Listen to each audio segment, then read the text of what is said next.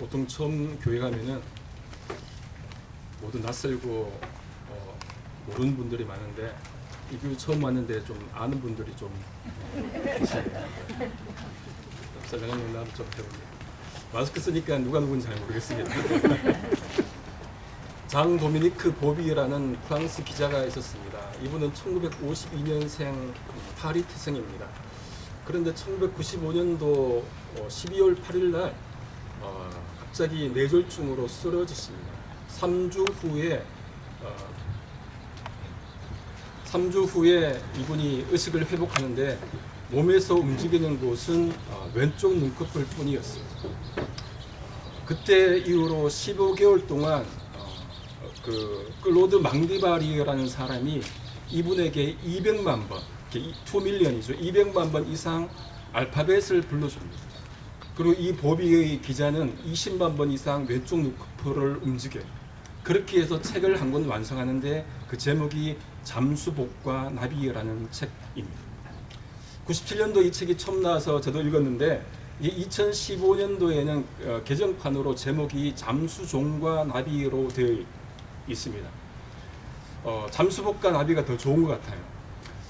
제목을 보면은 어떤 느낌이 드냐면 잠수복은 자신의 움직이지 못하는 그 몸, 답답한 몸을 표현한 것 같고 나비는 그 몸에서 벗어나서 저 창공을 날아가고픈 그런 마음에서 그렇게 쓴 것 같습니다. 그는 자기의 상태에 대해서 그렇게 얘기합니다. 나는 단지 아주 나쁜 번호를 뽑았을 뿐 나는 장애자가 아니다. 나는 단지 돌연변이일 뿐이다. 그렇게 씁니다. 그렇게 책을 출간하고 난 뒤에 그는 이틀 뒤에 죽습니다. 여러분, 우리도 삶이 어려울 때가 참 많이 있죠. 특히나 코로나 이 기간 동안에 참 우울한 이야기가 참 많이 들립니다. 30년, 40년 전통된 식당들이 문을 닫는다는 얘기도 듣지 않습니까? 미용실은 제발 좀 영업하게 해달라고 호소합니다. 벌써 7개월 이상 동안 자유롭게 움직이지 못하고 있습니다. 그래서 신종 단어가 생겼어요. 코로나 블루라는 신종 단어가 생기지 않았습니까? 코로나하고 우울이라고 하는 이 영어 단어 블루가 합쳐져서 코로나 블루라는 단어가 생겼습니다.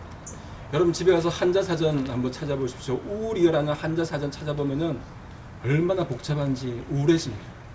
저도 집에서 이렇게 있다 보니까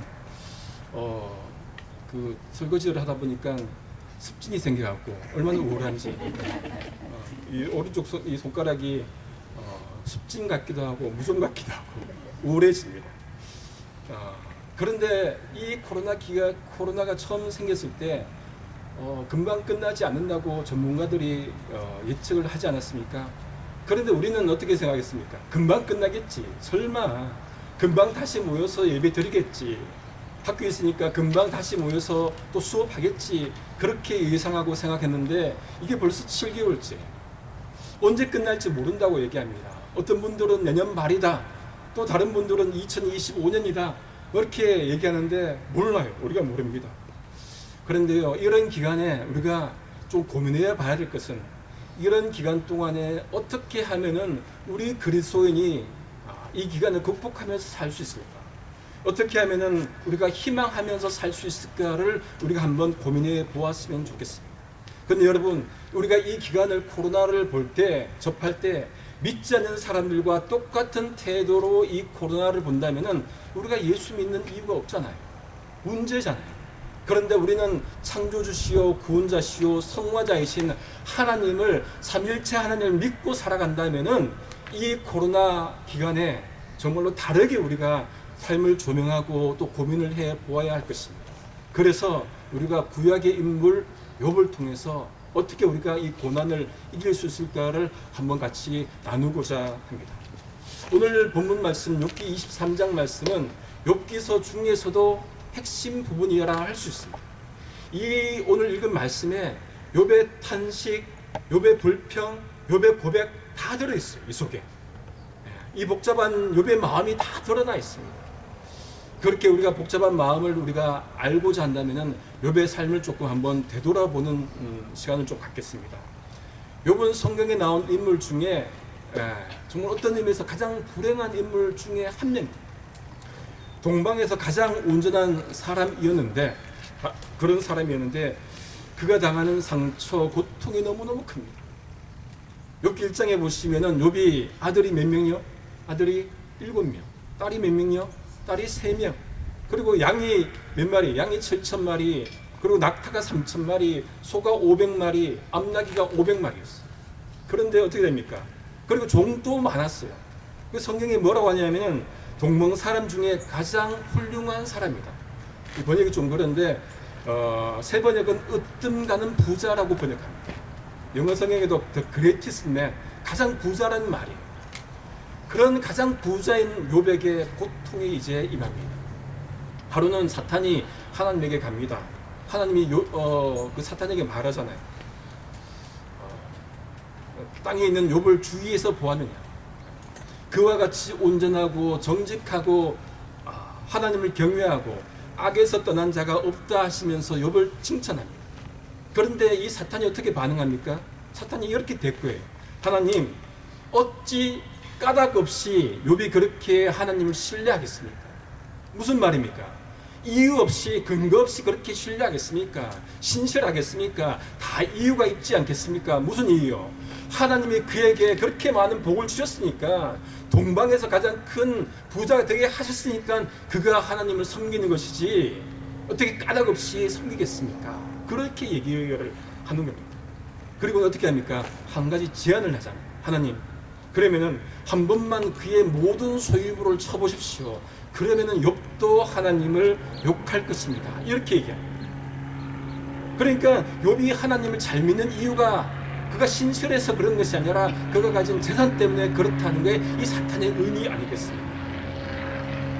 어쩌면 이 사탄이 얘기하는 것이 우리에게 질문을 던진 것 같아요. 우리에게 여러분이 정말로 하나님 잘 믿고 예수님 잘 믿는 이유가 뭐냐고, 정말로 여러분이 하나님께 복받았기 때문에 잘 믿는 것은 아닌지 돌아보게, 우리의 삶이 좋아서 그렇기 때문에 까닭없이 하나님 믿는 것이 아니라 정말로 우리의 형편이 좋아서 하나님 믿는 것은 아닌지, 이 사탄의 질문을 통해서, 말을 통해서 우리가 우리 자신을 돌아보고 우리가 그 답변을 해야 될 줄로 믿습니다. 하나님이 사탄에게 뭐라고 합니까? 좋다. 그러면은 욥의 소유물을 다 내게 줄 테니 욥의 몸에는 손대지 마라. 무슨 의미입니까? 욥이 자신의 소유 때문에 나를 믿고 있지 않다는 것을 하나님은 안다는 거예요. 확신한다는 겁니다. 허락하시잖아요.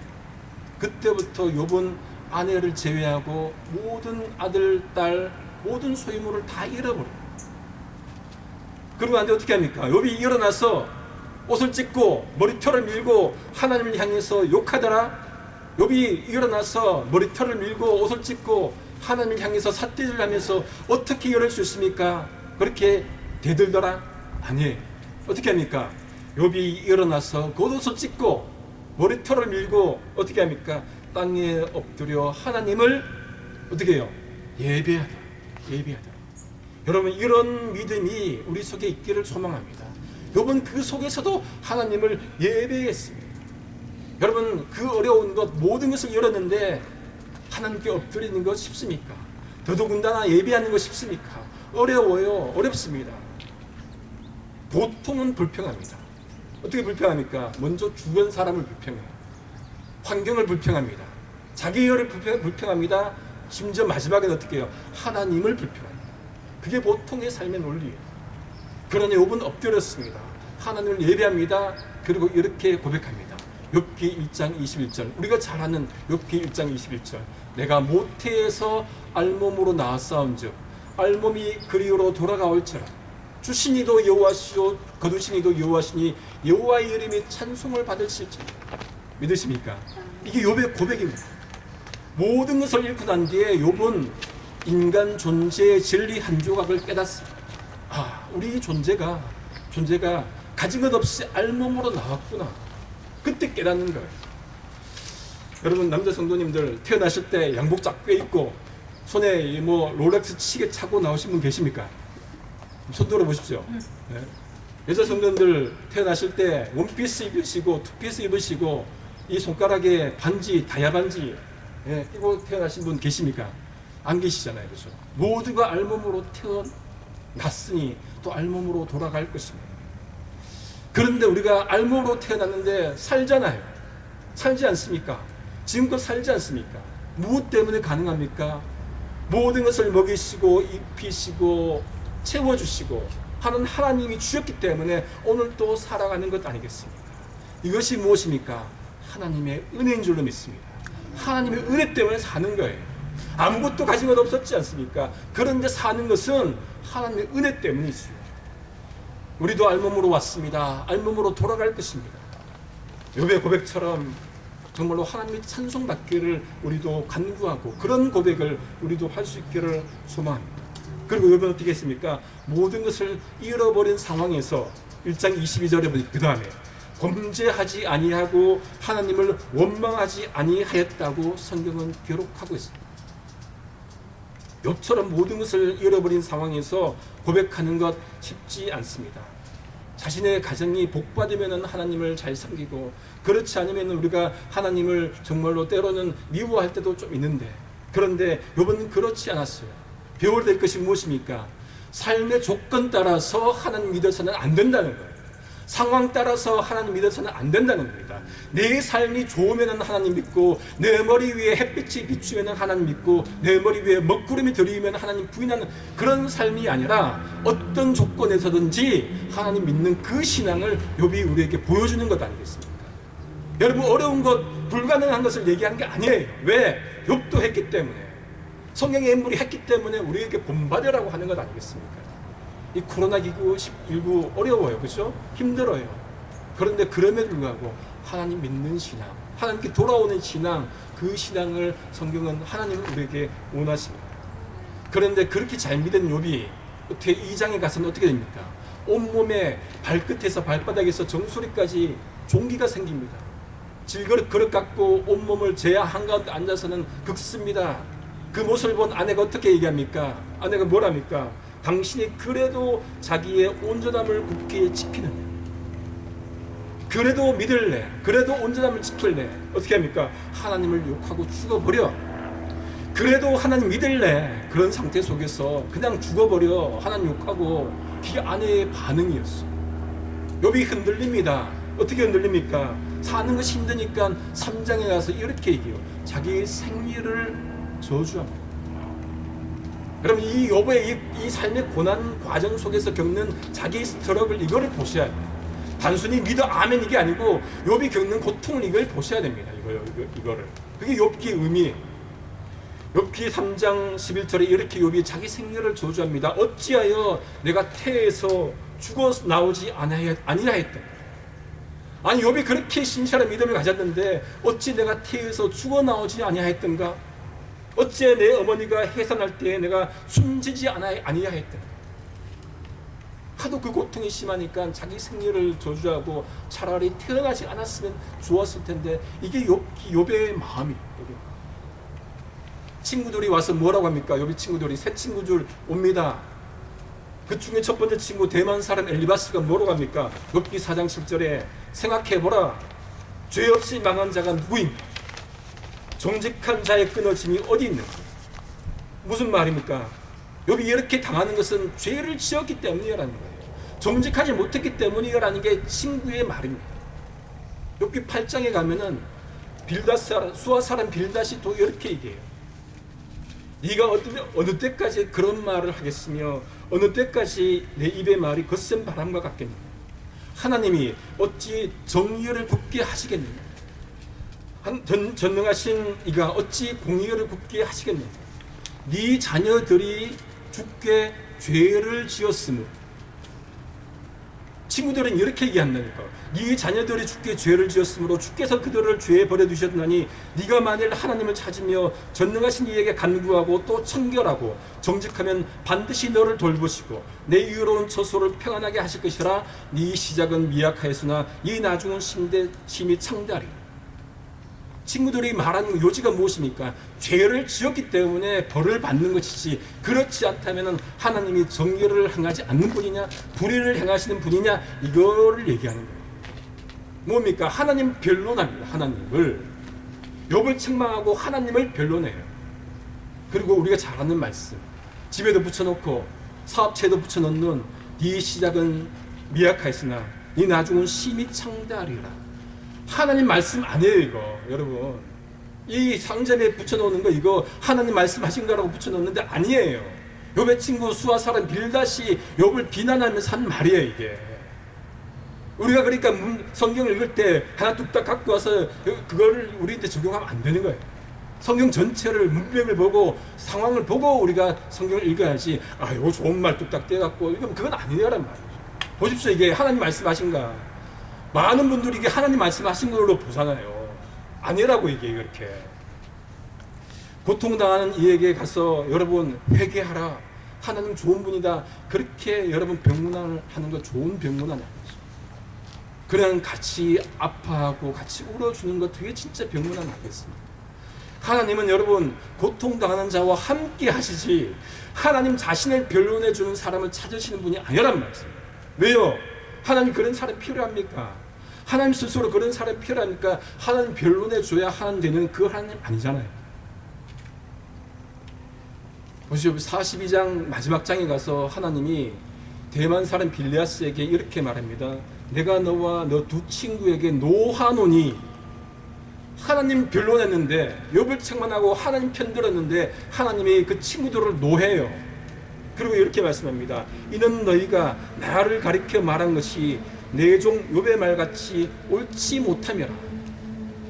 여러분, 하나님은 그런 말 듣기를 원치 않으십니다. 하나님 그런 말 듣기를 원치 않으세요. 왜? 하나님은 그런 분이시기 때문에. 욥은 자신의 인생을 원망하다가 친구들과 또 그렇게 대화하다가 마지막에는 하나님께 원망으로 나갑니다. 오늘 본문 말씀 여러분 욥기 23장 2절입니다. 보십시오. 오늘 또 내게 반항하는 마음과 근심이 있나니 내가 받는 재앙이 탄식보다 무거움이라. 이게 내가 받는 재앙, 이거를 영어 성경에 보니까 His hand로 번역해요. 새 번역도 이렇게 번역합니다. 그분이 무거운 손으로 여전히 나를 억누르시는구나. 그분이 나를 억누르시는구나. 매일 원망한 것 같습니다. 그러니 어떻게 표현합니까? 오늘도 내게 반항하는 마음과 근심이 있다고 솔직하게 고백하지 않습니다. 심지어 욥은 이렇게 고백합니다. 말합니다. 나무는 희망이 있어서 찍히더라도 다시 움이 나서 연한 가지가 끊이지 아니하지만, 그 다음이 보십시오. 주는 사람의 희망을 끊으시나이다. 욥이 그렇게 하나님께 호소하는 거예요. 하나님은 죄의 소망을 끊으시나이다. You destroy man's hope. 욥기 14장 19절이에요. 욥이 이렇게 하나님께 호소하고 탄식합니다. 얼마나 힘들었으면 하나님에게까지 그렇게 이렇게 원망하겠습니까? 제 신대원 다닐 때 입학 동기 중에 농아 한 분이 있었습니다. 농아 한 분이. 그 분은 저보다 몇 살 위여서 제가 형형하면서 따라다녔어요. 근데 이분은 제가 뭐 수화를 잘 못했지만은 제가 어릴 때 모교에 농아부가 있었습니다. 그래서 농아들을 보고 자라서 그렇게 낯설지 않았던 것 같아요. 또 대학교 다닐 때 수화 교실이 있어서 이제 제가 수화를 좀 몇 개 배웠는데 제 이름은 좀 기억합니다. 내 이름은 이렇게 동식 뭐 이렇게 얘기하는데 몇 가지 소문 이렇게 하면서 그 형과 이제 대화를 좀 했어요. 하고 얘기도 하고. 그런데 이 학교에 로고스라는 그 교지가 있었어요. 그 교지에 이 형이 자기의 삶을 쓴 수필이 실렸어요. 그 수필이 실렸는데 이 형은 선천적으로 농아가 아니었습니다. 후천적이. 고등학교 3학년 때 길을 가는데 이 대형 스피커 앞을 지나가는데 이 스피커가 터져버린 거예요. 그 바람에 귀가 나간 거죠. 그런데 오른쪽 귀 청력은 70%의 퍼센트 정도 남아있었습니다. 그런 대학생 때 공사장에서 아르바이트 하다가 이 진동 소리 때문에 이 70%도 사라져버린 거예요. 그렇게 하루아침에 농아가 되어버린 겁니다, 진짜. 그러면서 이 형이 그렇게 질문합니다. 내가 농아가 되다니. 나는 분명히 듣지 않았던 쥐저기는 새들의 소리, 친구들의 목소리, 자동차 경적 소리, 무엇이든지 듣지 않았던. 그런데 왜 지금 나는 그 소리를 듣지 못하는? 왜? 이 형이 그때는 예수님 믿지 않았어요. 믿지 않았으니까 온갖 그냥 불평과 불만과 자기 학대, 눈물, 그렇게 세월을 보냈다고 합니다. 저도 그 형의 상황을 다 알고 있지만은 그거를 읽다가 예배 시간이 되어서 학교에서 예배 시간에서 책벌에 들어갔는데 예배를 드릴 수가 없더라고요. 그래서 나왔던 적이 있어요. 하나님께 죄송하지만. 근데 이 형이 자기의 그 농화된 거를 받아들이는데 7년의 세월이 걸렸다. 방황하고 좌절하다가 7년의 세월 동안 그렇게 하다가 그때 하나님 영접하고 그리고 다시금 하나님께 바치자 해서 신대원에 온 거예요. 그리고 그때 학교에서 누가 도와줘갖고 수학 통역을 이렇게 도와주고 그 자매하고 만나서 또 결혼하고 지금 목회하고 있습니다. 여러분 누구나 인생에 어려움이 있습니다. 고통 속에서 살아갑니다. 그런데 여러분 그 속에서 하나님 부인하고 살 것인가 아니면 하나님을 그래도 고백하고 살 것인가 우리에게 던지는 화두인 것 같습니다. 요번 그 다음에 어떻게 합니까? 자신의 마음을 토하고 싶어합니다. 23장 3절에서 7절까지를 제가 세 번역으로 한번 읽어드리겠습니다. 그분이 계신 곳을 알 수만 있다니 그분의 보좌까지 내가 이룰 수만 있다니 그분 앞에서 내 사정을 아뢰려면 내가 정당함을 입이 닳도록 변론하려면 그러면 그분은 무슨 말로 내게 대답하실까? 내게 어떻게 대답하실까? 하나님의 힘으로 나를 억누르실까? 그렇지 않을 것이다. 내가 말씀을 드릴 때 귀를 기울여 들어주실 것이다. 내게 아무런 잘못이 없으니 하나님께 떳떳하게 말씀드릴 수 있을 것이다. 내 말을 다 들으시고 나서는 단호하게 무죄를 선언하실 것이다. 자기의 호소잖아요. 하나님께 나아가면 하나님이 들어주실 것이야. 간절함이 묻어 있습니다. 자신의 상황을 토로하고 싶어합니다. 욥을 통해서도 여러분 그 노화된 형을 통해서도 간절하게 호소하고 싶은 그 마음이 있지 않습니까? 왜 그렇습니까? 하나님은 들어주실 거야. 내 아픔을 들어주실 거야. 내 힘든 것을 들어주실 거야. 여러분 하나님에게 호소하지 어디 가서 호소하겠습니까? 하나님께 가서 원망하지 어디 가서 원망합니까? 내 인생은 하나님께 원망하지 어디 가서 원망하겠습니까? 아이들이 불평할 때 아버지 앞에 불평하면 들어주잖아요. 아버지 하나님의 마음도 그런 마음일 겁니다. 다른 데 가서 불평하지 마. 내 앞에 와. 내가 들어줄게. 하나님은 들어주신 하나님. 하나님 들어주실 거야. 이게 욥의 마음인 거예요. 여러분 답답하고 힘든 시간 속에서 하나님 우리 기도 들어주실 거야. 솔로몬이 열왕기상 8장에 보면은 전염병이 임할 때 그렇게 하나님께 기도합니다. 만약 이 땅에 기근이나 전염병이 있거나 곡식이 시들거나 깐부기가 있거나 메뚜기나 황충이 나거나 적국이 와서 성읍을 에워싸거나 무슨 재앙이나 무슨 질병이 있거든 막론하고 한 사람이나 혹주의 온 백성 이스라엘이 다 각각 자기의 마음의 재앙을 깨닫고 성전을 향해서 손을 펴고 무슨 기도나 무슨 간구를 하거든 주는 계신 곳 하늘에서 들으시고 사하시며 이렇게 하늘에서 들으시고 사하시며 사람들의 마음을 아시오니 그들의 모든 행위대로 갚아 주시옵소서. 그렇게 간구합니다. 그때도 질병과 전염병이 있었어요. 그러니 하나님 우리가 어디에 있든지 손들어 성전을 향해서 기도할 때 그 기도를 들어주십시오. 그렇게 솔로몬이 간구합니다. 귀 기울여 들으시는 하나님이십니다. 듣기는 듣는데 듣는 척 하나님이 아니라고요. 한 귀로 듣고 한 귀로 버리시는 하나님이 아니시라는 말씀이죠. 하나님이 우리의 마음을 아시니 우리가 작은 신음에도 하나님이 응답하신다고 찬송하지 않습니까? 들으시는 하나님, 우리의 작은 호흡에도 우리의 작은 신음에도 우리의 눈물에도 함께 울어주시는 그 하나님, 그 하나님을 우리가 성경이 말씀하시는 그 하나님 아니겠습니까? 철학자의 하나님 아니고 우리의 작은 신임에도 이스라엘 백성들의 호소에도 들어주시는 그 하나님을 우리가 믿고 나아가는 것 아니겠습니까? 그렇게 마음을 잡고 또 나가는데 보십시오. 욥이 8절과 9절에 또 탄식합니다. 그러니까 왔다 갔다 하는 거예요. 우리도 그럴 때 있지 않습니까? 하루에도 마음이 수백 번 바뀔 때 있잖아요. 욥의 마음이 지금 그런 거예요. 하나님 들어줄 거야 했는데 8절 9절에 보십시오. 같이 한번 읽겠습니다. 23장 8절 9절을 같이 읽겠습니다. 시작. 그런데 내가 앞으로 가도 그가 아니 계시고 뒤로 가도 보이지 아니하며 그가 왼쪽에서 일하시나 내가 만날 수 없고 그가 오른쪽으로 돌이키시나 배울 수 없구나. 탄식합니다. 앞으로 가도 뒤로 가도 못 뵙는다. 왼쪽으로 왔는데도 안 계시고 오른쪽에서 일하시는 것 같은데 안 보이신다. 동서남북 어디로 가도 안 보이신다는 게 이게 욥의 마음에 또 들어주실까 했는데 이게 또 욥의 마음입니다. 연약합니다. 여러분 우리가 내 믿음 가지고 막 열심히 하겠다는데 잘 되지 않을 때가 있어요. 좀 힘든 것 겪으면 또 돌아갑니다. 주일날 예배 열심히 드리고 찬양 열심히 하고 돌아가면 하나님 계신 것 같은데 화요일쯤 되면 하나님 안 계십니다. 주일날 예배 와서 열심히 예배 드리면 또 하나님 계신 것 같은데 금요일쯤 되면 하나님 안 계십니다. 그래서 월요일 주일 예배 드리고 수요 예배 드리고 그렇게 드리는 거죠. 이게 우리의 삶의 모습인 것 같기도 합니다. 그런데 왜 그렇습니까?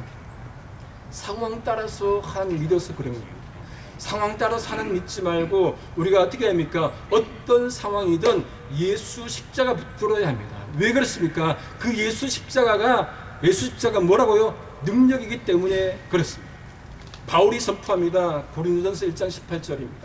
십자가의 도가 멸망하는 자들에게는 미련한 것이요. 그 다음에 뭐라고 합니까? 구원을 받은 우리에게는 하나님의 뭐라고요? 능력이라. 십자가가 하나님의 능력이라 그렇게 말씀을 합니다. 유대인들은 표적을 구하고 헬라인들은 지혜를 찾으나 우리는 십자가에 못 박힌 그리스도를 전하니 유대인에게는 거리끼는 것이요 이방인에게는 미련한 것이오로되 오직 부르심을 받은 자들에게는 유대인이나 헬라인이나 그리스도는 하나님의 능력이요 하나님의 지혜라 말씀합니다. 유대인들은 표적을 구했습니다. 모세처럼 홍해를 가르는 표적을 행하는 그런 메시아를 원했던 게 유대인들이에요. 그러니까 예수님이 십자가에 죽어버리니까 거리끼는 겁니다. 헬라인들은 철학을 사랑하고 배운 사람들이에요. 그런데 예수님 배운 것도 없이 십자가 죽어버렸으니까 어리석은 거예요. 그러면 십자가는 어리석고 거리끼는 겁니까? 아니에요. 바울이 뭐라고 합니까? 예수 십자가는 거리끼는 것도 무능력한 것도 어리석은 것도 아니고 하나님의 능력이다. 그렇게 말씀한 게 고린도서 1장 말씀입니다. 이 코로나 기간 어떻게 여러분 이겨낼 수 있습니까? 무엇으로 이겨냅니까? 과학이 아무리 발전하자 지금 여러분 뭐 우주에 가고 화성에 가고 하지 않습니까? 한데 이 코로나 하나 잡지 못하잖아요. 여러분 우리가 정말 석학들이 세계에 그렇게 많은데 이 코로나 해결 못하지 않습니까? 앞으로 방향도 얘기하지 못하지 않습니까? 1년 후도 예측을 못하잖아요. 여러분 우리가 정말로 무엇을 붙잡아야 됩니까? 예수 십자가 붙잡아야 되는 줄 믿습니다. 예수 십자가의 능력이 있는 거예요. 다른 건 모든 것 아버지 그런 것들 무엇 의미가 있습니까? 하나님 붙잡고 예수 십자가 붙잡고 그래야 이 어려운 기간들 우울하지 않고 극복할 수 있지 않겠습니까? 욥이 그런 위기 속에서 절망 속에서 욥이 정말로 중요한 10절 말씀을 고백합니다. 우리가 잘 아는 말씀이 이렇게 나오는 거예요. 그냥 뚝딱 그냥 암송 욥기 23장 10절 뚝딱 암송하지 마시고 앞에 부분들 욥의 과정을 그렇게 스트럭을 하고 그렇게 고민하고 그렇게 막 찾고 그렇게 하나님 만나보려는 그 몸부림 속에서 나오게 10절 말씀이라고. 그러니 이 말씀 그냥 뚝딱 외워갖고 이 좋은 말씀 그렇게 하지 마시고 성경을 문맥 전체를 보고 읽으셔야 돼요. 관통해서 읽으셔야 됩니다. 그렇게 해서 나오는 게 10절 말씀이에요. 같이 한번 고백하겠습니다. 시작. 그러나 내가 가는 길을 그가 아시나니 그가 나를 단련하신 후에는 내가 순금같이 되어 나오니 이게 이렇게 나오는 거예요. 그렇게 고민하고 고민하다가 이렇게 내가 가는 길을 그가 아시나니 단련하신 거예요. 자신이 지금 단련받는다는 것을 욥은 고백합니다. 그런 다음에 내가 순금같이 되어 나올 것이다. 여러분 누구나 주어진 인생길 간다고 순금이 되지 않아요. 그 속에서 하나님을 고백하고 하나님을 찾고 어렵지만은 힘든 길이지만은 그 속에서 하나님 고백하고 그 속에서 하나님 찾고 몸부림치고 호소하고 그런 가운데서 하나님이 나를 단련하시겠구나. 내가 순금이 되어 나오겠구나. 이런 고백들이 그렇게 나오는 것이겠죠. 그렇게 자신의 바뀐 모습을 고백하고 나서 어떻게 합니까? 욥이 어떻게 해요? 말로만 아니에요. 11절 12절 그래서 중요합니다. 같이 한번 더 읽겠습니다. 시작. 내 발이 그의 걸음을 바로 따랐으며 내가 그의 길을 지켜 치우치지 아니하였고 내가 그의 입술의 명령을 어기지 아니하고 정한 음식보다 그의 입의 말씀을 귀히 여겼도다. 네 가지 언급합니다.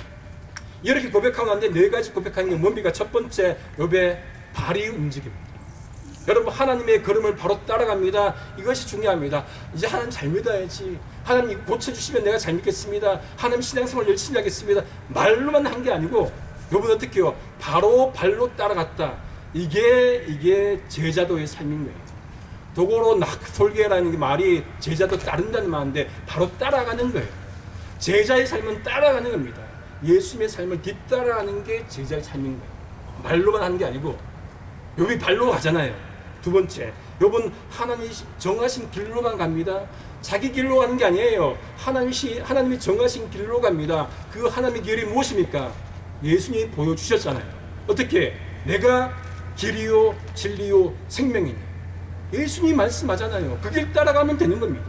우리 길 가는 게 아니고 예수님이 보여주신 내가 길이요 진리요 생명이니 그 길 따라가면은 예수로 말미암지 않고는 아버지께 갈 자가 없다고 분명히 말씀하셨으니까 그 길 따라가면 되는 거예요. 어렵습니까? 쉬운 거죠. 왜? 보여주셨으니까. 세 번째, 욥은 하나님의 입술에서 나오는 계명을 어기지 않았습니다. 여러분, 인류 타락의 원인이 어디에 있습니까? 하나님의 말씀을 듣지 않았는 데 있는 거예요. 단순합니다. 아버지 하나님의 말씀을 듣지 않았던 데 있는 것입니다. 다른 과실은 다 먹을 수 있지만은 동산 중앙에 있는 선악을 알게 하는 나무의 열매는 먹지 말라 하셨잖아요. 먹으면 죽을 것이다 말씀하셨는데 먹었습니다. 뱀이 하와를 유혹합니다. 하와가 아담을 유혹합니다. 하나님이 어떻게 책망합니까? 하와에게 네가 어찌하여 그렇게 하였느냐. 아담에게 책망합니다. 네가 아내의 말을 듣고 내가 네게 먹지 말라 한 나무의 열매를 먹었은즉 무슨 말입니까? 하와에게 네가 내 말을 듣지 않고 뱀의 말을 들었구나. 아담에게 네가 나의 말을 듣지 않고 아내의 말을 들었구나. 이 말입니다. 내 말을 듣지 않아서 타락한 것이 우리 인류 역사인 것입니다. 그러니까 우리가 어떻게 합니까? 하나님의 말씀을 들어야 돼요. 하나님의 말씀. 네 번째, 욥은 하나님의 입에서 나오는 말씀을 정한 음식, 영어에는 데일리 브레드, 그렇게 NIV에 나와요. 그 일용할 양식이에요. 하나님의 말씀을 일용할 양식보다 더 귀하게 여겼다고 그렇게 고백하고 있습니다. 여러분, 일용할 양식 소중합니다. 요즘 같은 시기에 하루 세끼 밥 먹는 것만 해도 얼마나 감사합니까? 그런데 그것이 그 데일리 브레드가 일용할 양식이 하나님의 말씀보다 위에 있어서는 안 되는 겁니다. 아니잖아요. 중요하긴 한데 그것이 위에 있어 버리면 하나님 말씀이 사라지는 거잖아요. 사탄이 제일 먼저 예수님을 시험한 것이 무엇입니까? 40일 금식하고 난데 예수님에게 뭐라고 제일 먼저 유혹합니까? 이 돌들로 떡덩이를 만들게 하라. 네가 하나님의 아들이여든, 네가 하나님의 아들이여 건드리는 겁니다. 돌로 떡을 만들라. 그런데 예수님이 뭐라고 말씀합니까? 사람이 떡으로만 살 것이 아니라 하나님의 입에서 나오는 말씀으로 산다고 말씀해 주고 있습니다. 떡이 중요하지요. 주기도문에도 나오잖아요. 간구해야 됩니다. 하지만은 하나님의 말씀이 우리의 먹을 것, 입을 것, 마실 것 위에 있어야 되는 것이죠. 그리고 우리 예수 믿는 사람이라면 정말 이 코로나 기간에 저 서두에 말씀드린 것처럼 이 기간에 어떻게 반응해야 됩니까? 예수 믿지 않는 사람과 똑같이 반응한다면 예수 믿을 이유가 없잖아요. 우리는 좀 더 달리 믿어야 되지 않겠습니까? 정말로 이 땅에서 하나님 말씀하신, 예수님 말씀하신 너희는 먼저 그의 나라와 의를 구하라. 그래야면 그 모든 것, 먹을 것, 입을 것, 마실 것 더해주시겠다는 그 말씀을 믿고 삶으로 그 신앙이 진짜라는 것을 입증해 나가야 되는 것, 그게 신자 아니겠습니까? 단지 입으로만 고백하는 것이 아니고 정말로 이것이 내 삶에도 적용되는구나. 하나님의 말씀이 정말로 내 삶에도 작동되는구나. 이거를 우리가 삶으로 보여주는 것이 진짜 신앙 아니겠습니까? 가짜 신앙으로 살지 말고 정말로 진짜 신앙으로 산다면은 그 말씀이 내 속에도 작동해서, 그래서 우리가 간증이 나와야 되는 것이죠. 말씀을 정리합니다. 고통과 탄식과 불평 속에서 몸부림치면서 욥이 살았는데 그 욥의 마지막이 어떻게 됩니까? 그냥 죽습니까? 아니에요. 욥기 42장에 가면은 욥이 복을 배로 받습니다. 7천이었던 양이 14,000이 되고, 낙타가 3,000이었는데 6,000이 되고, 소가 500이었는데 1,000이 되고, 암나귀가 500이었는데 1,000이 되지 않습니다. 아들, 딸 똑같이 7명, 3명 낳습니다. 딸들이 얼마나 예뻤는지 전국에서 가장 예뻤다 하지 않습니까? 그리고 욥은 140세를 살고 4대를 보고 기한이 차서 죽습니다. 이게 욥이 받았던 마지막에 그 복인 것이죠. 우리도 살아가면서 욥이 받았던 이 복을 받기를 소망합니다. 그런데 초점이 욥이 받았던 복에만 초점을 두지 마시고 욥이 겪어왔던 그 모든 과정 속에서 그 속에서 고백했던 하나님, 욥이 고백했던 하나님, 어려움 속에서, 고통 속에서 자기의 생일마저도 저주했던 그 욥의 그 고통 속에서 결국은 하나님이 고백했던 그 욥의 그 신앙을 우리가 본받기를 소망합니다. 우리도 살아가면서 그런 신앙을 회복하면 좋겠습니다. 우리 인생 전적으로 하나님께 맡기고 살기를 소망합니다. 왜 그렇습니까? 하나님이 우리의 모든 걸음을 아시고 마지막에는 정금같이 나오게 하실 것이기에 그렇습니다. 이 코로나 기간 어디 가도 하나님 못 만나는 것이 아니라 우리의 상황만 보지 마시고 눈을 들어서 하나님 바라보시면 하나님은 어디에도 계시고 여기도 계시고 하늘에 계시고 모든 곳에 계시는 그 하나님을 만나실 줄로 믿습니다. 닫힌 문을 바라보면 열려있는 창문을 보지 못한다는 말이 있습니다. 너무 힘든 것만 바라보지 마시고 고개 들어서 하나님 바라보면 하나님이 우리 모든 것 아시니 하나님 우리 모든 것을 책임져 주시니 그 하나님만 바라보고 소망하면서 나아간다면 먹구름 거치고 정말로 다시금 하나님의 그 인도하심으로 살아갈 줄로 믿습니다. 코로나19 속 인생길 오직 하나님만이 아시나니 그가 우리를 단련하신 후에는 우리도 순금같이 되어 나올 것입니다. 기도하시겠습니다. 존귀하신 아버지 하나님 참 감사합니다. 이 정말 우리가 미중유 시대에 정말 아버지 한 번도 겪어보지 못한 시대에 살아갑니다. 하나님 우리 인생을 아시오니 하나님의 길을 열어주시옵소서. 어려움 속에도 힘든 속에서도 아버지 하나님 정말 좌절하지 않게 하시고 하나님만 바라보고 예수 십자가의 능력이 있음을 깨닫게 도와주시옵소서. 감사하고 예수님의 이름으로 기도합니다.